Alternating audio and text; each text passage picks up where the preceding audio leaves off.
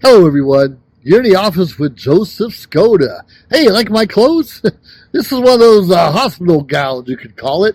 I know I have a little bit of shadow and shade over my face.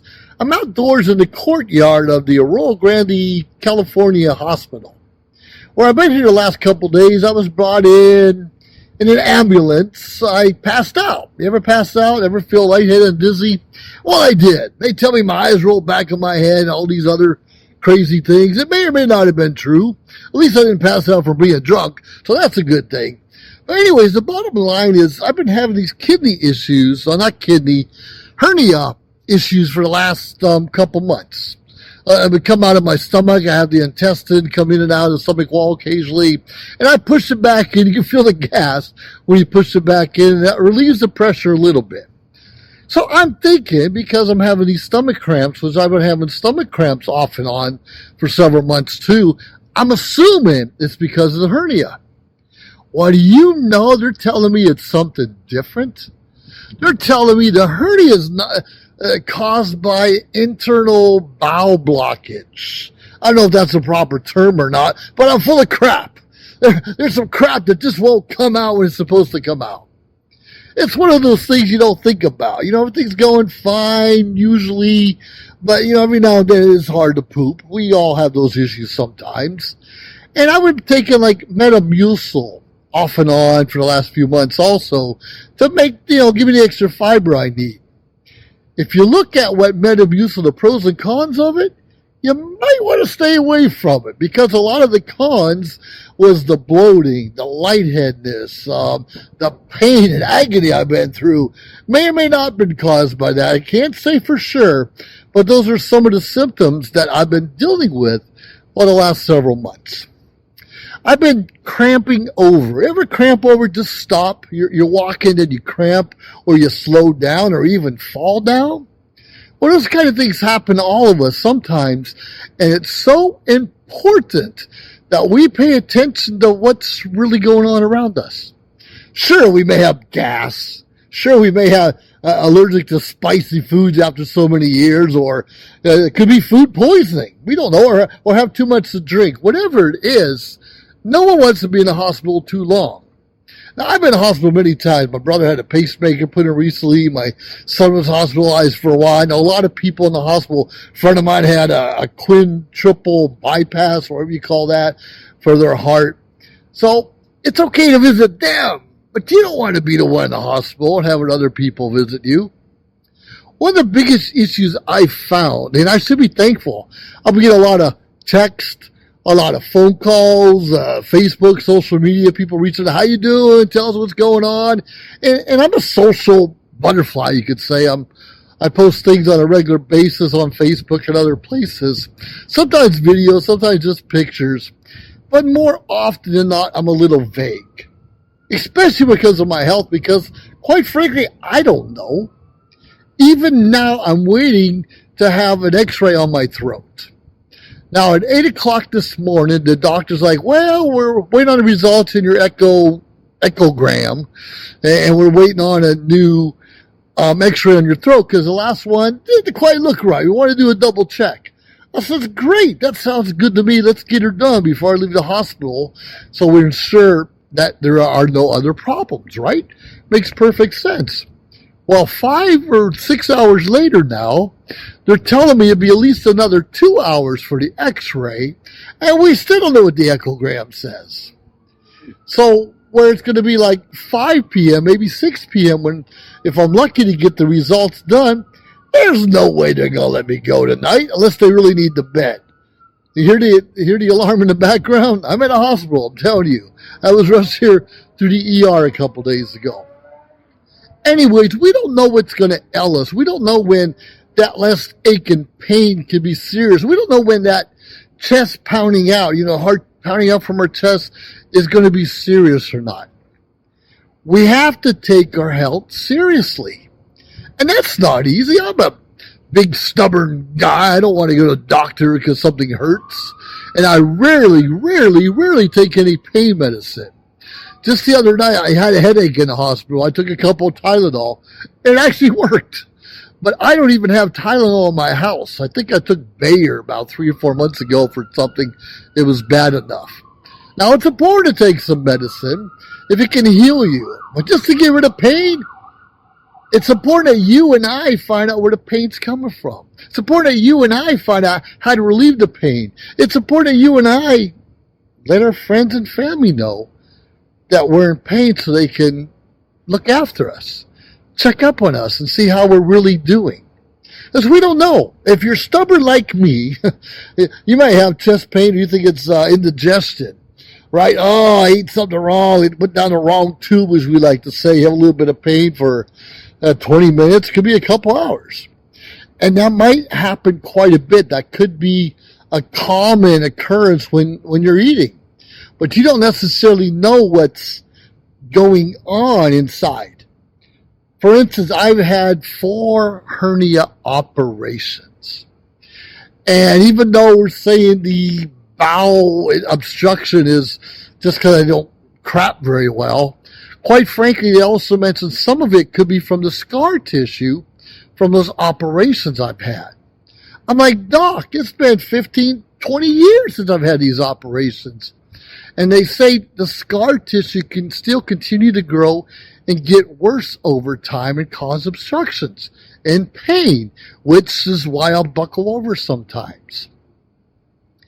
Now, if we had a surgery in the past, if we had an issue before, if there was a concern something wasn't quite acting or feeling the way it's supposed to, it could come back to haunt us if we don't get that checked out. Now, I have a lot of big plans this week. I'm supposed to be in Vegas. I'm supposed to be in 29 Palms. I'm supposed to be in Palm Springs. Last week, I was like in Oakland, all over the place. I don't like to sit home. But you know how many times I've driven and holding on to my stomach because of the pain? Or I have to pull over to let it subside? Yeah, I'm sure a lot of you can relate to that, where we just kind of shake it off or hold our stomach in or take a breather. And some of us just want to pop a pill or have a drink, so I'll be fine after that. And my brother has a heart condition. His number one cure in his mind is got to drink some hot sauce. Jumpstart that jumpstart that heart again. Whatever it is. We'll all have something, old wives' remedy that may or may not work. And trust me, the doctors don't have everything. I do not believe in prescription drugs. Mostly, I do not. There are a lot of natural remedies. God provided everything for us to heal ourselves naturally. Unfortunately, like you and I both know, we don't always get the nutrients we need, the protein, the vitamin C, all those other things that we need, the iron, so our bodies can stay strong again. The electrolytes are great if they come from natural sources. So we need to be careful what we're putting in our bodies. Now, it's very interesting. I have this blockage, and they gave me, last night, what was it? They gave me a little bit of Jell-O and yogurt and some water, right? Okay, that's great. That was my midnight dinner last night. And they said, well, if you don't have any nausea, we'll try to give you just a little bit more. And hopefully you feel better and you get your energy back. Okay, so they gave me coffee. I didn't get no Jell-O, but they gave me oatmeal, which is good with the fiber. It wasn't Metamucil, it was natural fiber. And they gave me different kind of juices. When you get a juice, a cranberry juice, an orange juice, that's not real juice. It's artificial with sugars in it. They even gave me ice cream. I love ice cream. I'm never going to turn it down. But they still got the fats in it. They still got the sugars in it. They still got that fake stuff to keep it together and formed. So even though I enjoyed it, and even though it's prescribed from the hospital, I'm not going to say the doctor directly, is it really healthy for my condition? Now, don't get me wrong, I plan to eat a lot of ice cream and hot wings and things like that in the upcoming weeks. But while I'm still in recovery mode, while I'm still going through that cleanse, I think when they say a liquid diet, it should be more liquid. Or if you do have a little snack, like I did have a popsicle last night too, that was great. But you have to be a little careful to make sure whatever ails you is gone. before they can potentially add stuff to it that can bring on the pain again or make it even worse. Now, I'm not going to promise or say anything they did something wrong. I believe a lot of other countries do things differently than we do in the United States. For instance, I don't think you have to wait 5 hours for an x-ray or 6 hours for a surgery or waiting a long time to get some food that may or may not be good for you. And one of the things that bothers me the most is when the doctor or nurse won't call back a family member to tell you how you're doing. Or they won't even talk to you. Nothing's worse than a family member. Oh my God, are you going to go home today? Is everything getting better? Are you going to be in more pain later? Do you need surgery, for instance? Our medical professionals, I know sometimes they don't have the answer. They can't call you right away till they have a better answer. But to give a little bit of feedback, say, this looks good, we're waiting on the results for something else, and we'll let you know. That goes a long way. We'll let you know we're working on it. We're monitoring it. We'll let you know first thing in the morning, something. You have to give family, friends, loved ones a little bit of hope. Even if it is negative, say, sorry, it's not looking good right now, but we'll keep you up to date, and as time moves on, we'll figure things out. We'll let you know either way. Especially like family members from out of town, out of state. They need to know whether they have to find their way into the hospital, or at least into the town that the patient is in, so they can see them for who knows the last time. We don't know. None of us really knows our last days on earth except for God. So we can become triathletes. We can eat and take care of our bodies totally, but we could still die tomorrow. We could, and we can eat and smoke like there is no tomorrow and live forever. And we know, but, the general sense of knowledge is to take care of our bodies, because we only have one. We only have one body. It's our temple. What we put into it's what we put into it. Sometimes we put something into it we can't get back out. Those are the days we're happy we have gas, that some of that go out, or crap or whatever it is go out. But we have to be careful what we put in our bodies, especially when it comes to like alcohol consumption and other things. We have to, moderation's the key on everything. We know that. Even exercise. Have to not over-exercise, not overeat, not under-eat. Whatever it is. You know what I'm talking about. We need to be careful what we're doing to our bodies, because this is the only one we have. Now the gown, I know I look pretty sexy in it. I get that. I got the wristbands and getting ready to get stabbed again later, and they always want to put those IVs in you and give you all these fluids. What's really in that? They keep saying saline solution. What is saline exactly? What is in that solution? And I know they can feed you through those tubes in your veins also. In fact, yesterday I had a tube going up my nose, down into my throat, into my stomach. I don't know, what's that, 20 inches, 25 inches? And I don't have an uvula on the back of my throat. I don't know if you can see it or not. So it even hurt worse when that tube went down. I'm gagging, I'm throwing up. I was just sticking the tube down there. The whole idea is to get in the stomach and relieve some of that pressure, some of that gas.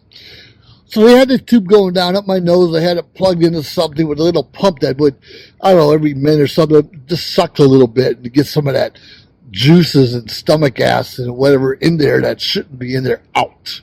Because we do have a lot of good bacteria and bad bacteria in our bodies, and we have to get rid of those things. Of course, we can all agree with that.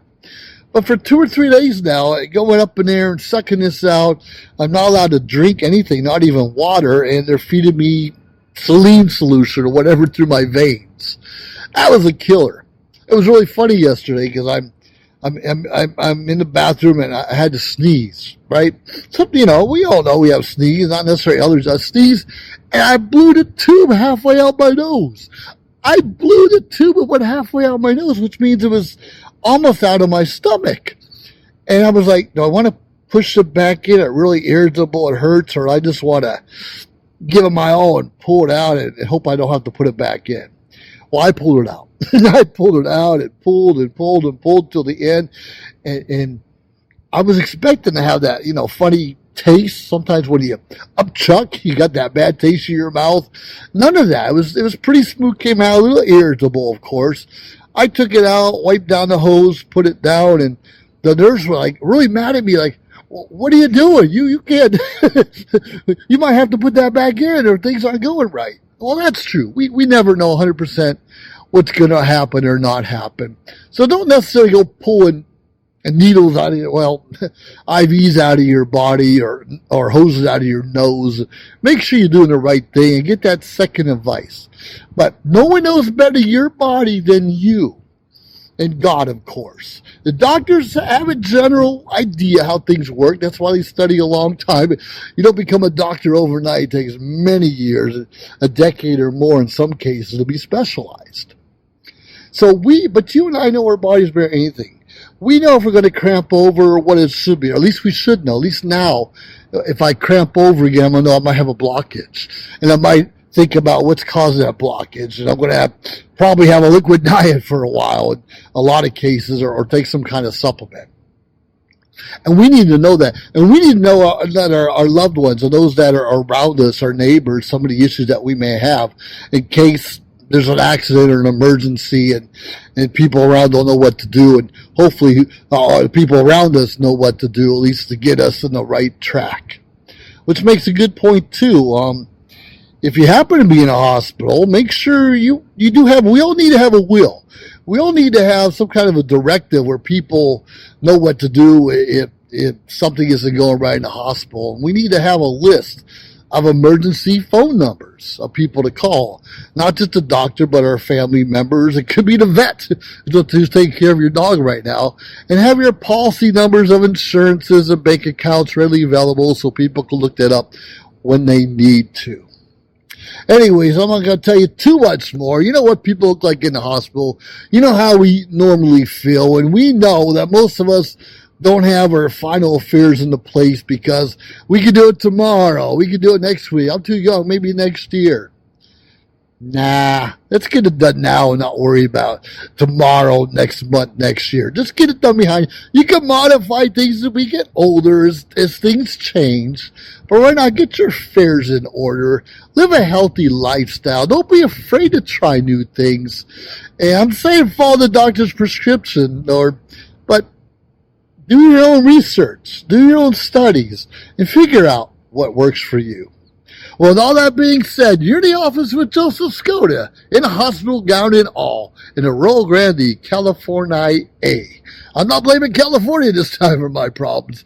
Whatever ails me is probably self-imposed. So be careful out there. We can't blame everyone and everything for our problems. Can we? Nah, we don't have no right to do that. With that being said, have a great day. Let me know what your stories are in the hospital experience. Bye now. If you liked our show, please subscribe to our YouTube channel or find us on any social media platform. Instagram, of course, Facebook. Like, subscribe, share. We appreciate it. Let us know your thoughts and join our team. Anyways, we appreciate you staying tuned week after week, day after day, because we continuously build up our network to bring to you what you're asking for. Have a great day.